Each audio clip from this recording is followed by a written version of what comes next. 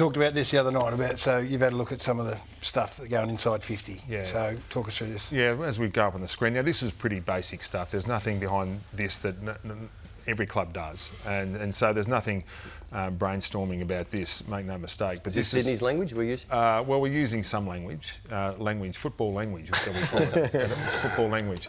But most clubs, and you say almost all clubs will be doing this. So if we have a look at the screen now, and really the launch pad, that's a dangerous area where you want the ball to be into that space to be able to maximise your points of attack. Now, there's fast play and slow play, there's different aspects, but in a general sense, you want to be getting in there. Where you don't want to be launching it as inside 50 is from behind that halfway point. If you're behind the halfway point of the centre circle, that's going to end up too shallow. So you want the ball in that sort of 45 to 50 metre 45 to 70 metre zone to be able to launch the ball inside 50. And as we swing it around, there's another important spot on this. So that's the launch pad and the hot spot.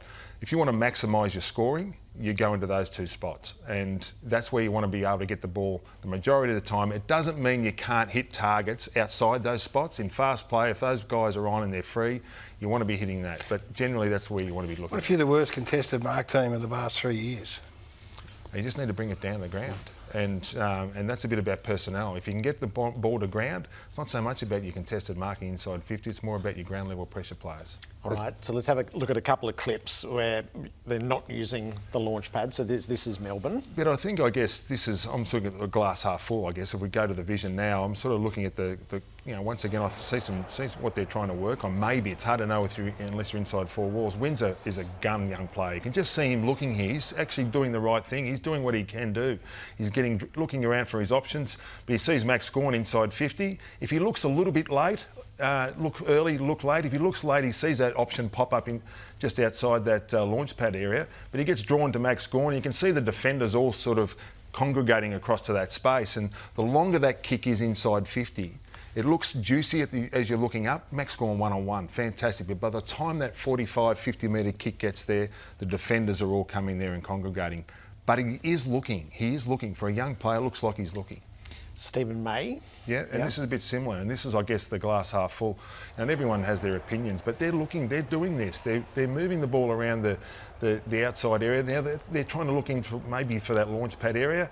But as you can see, if we just take it back a little bit, the defenders there, obviously Essendon are able to get across and mark that, but there was an opportunity there where he could have hit a lead up. And as they went around that area trying to look for the launch pad, there was one little lead up coming at the ball carrier where they just missed. And sometimes that can happen. That last little one near the umpire there is the target where now if they mark that and go back and hit the top of the square, that's fine. And once again, Gary, it's not so much about the contested mark, it's more about the ball hitting the deck, and then you go to town. So when it's done well, we sat together and watched Collingwood and Carlton. So this is Collingwood. Take us to McCreery to Sullivan. Now there are a couple of young players involved here, but they've also got the most experienced list in the competition.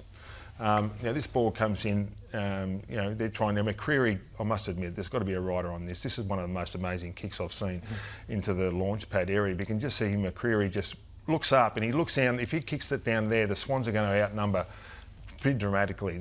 Often the call is get the ball in quick, but he looks into that area, a great kick into the launch pad area.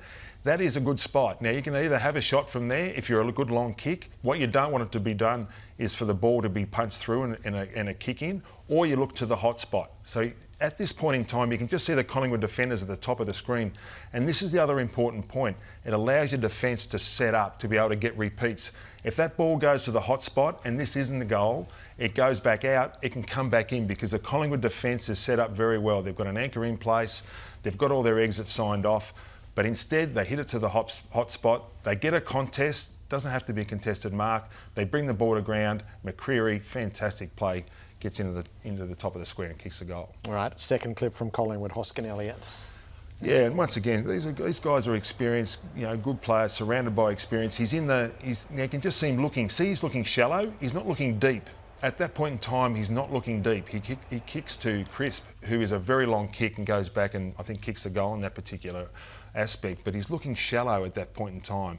If the shallow ones aren't on, you've always got the option to hit to this hot spot, and that's where you're after your contest. Did you have a rule you couldn't kick from outside that launch pad?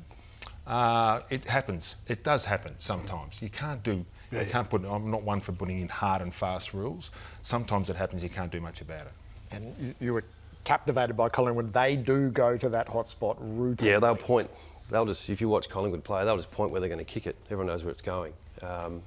And this is a fundamental. So I've got no doubt Melbourne's training this. This just hasn't clicked yet. So this is not a pot. And we're trying really hard not to bring negativity to clubs because we know what it's like. But every team, not even the AFL, would have some sort of launchpad hotspot language.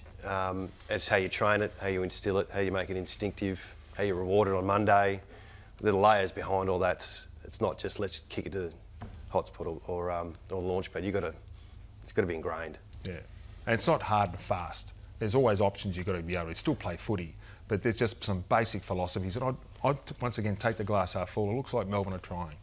All right, excellent. Well, that gives us a lot to look for. Thanks, John. Thanks, Adam. Great to see you both. Simo and Horse with us on a Wednesday night, straight from the coach's box here to the desk.